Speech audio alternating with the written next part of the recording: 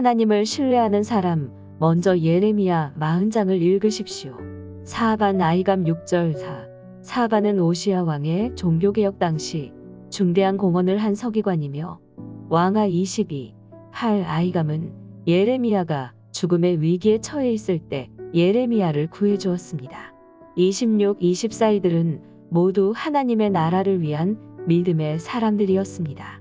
1. 유다에 남기로 결정한 예레미야 41에서 6 유다가 멸망하기 전 예레미야의 사명은 유다가 바벨론에게 항복하라는 하나님의 말씀을 전하는 것이었지만 유다가 멸망한 후 그의 사명은 황량한 유다 땅에 남은 백성들을 말씀으로 위로하며 다시 회복시킬 하나님의 소망을 심어주는 것이었습니다.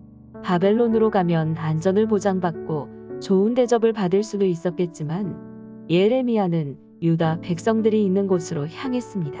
하나님의 눈이 그들을 향하고 있었기 때문입니다. 하나님이 우리에게 맡겨주신 사명이 있습니다. 우리를 통해 이루시고자 하는 하늘의 뜻이 있습니다. 우리가 마주한 현실이 쉽지 않을지라도 주어진 자리에서 묵묵히 하나님의 일을 감당하면 하나님께서 반드시 우리 삶에 거룩한 역사를 이루십니다. 2. 유다 총독 그다랴 47에서 16 바벨론의 왕이 유다의 포로들을 본국으로 끌고 가면서 그다랴를 유다 땅의 총독으로 삼았습니다. 그다랴는 위기 속에서 자신이 할 수 있는 일과 해야 하는 일에 집중했습니다. 그는 유다가 바벨론의 속국이 된 것에 대해 부끄러워하거나 권력을 잡았다고 교만하게 행동하지 않았습니다.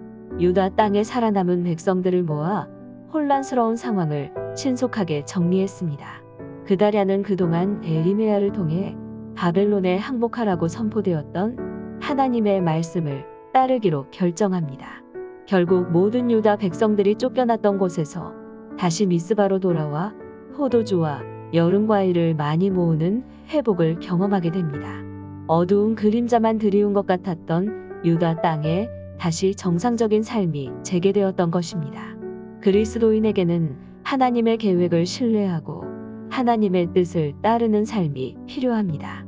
하나님은 결국 우리 삶에 긍휼을 베푸시고 회복을 일으키시며 하나님의 은혜로 다시 일어나게 하시기 때문입니다. 하나님께서 자녀들인 우리를 위해 선택하시는 것들은 항상 최고이다. 칼바르트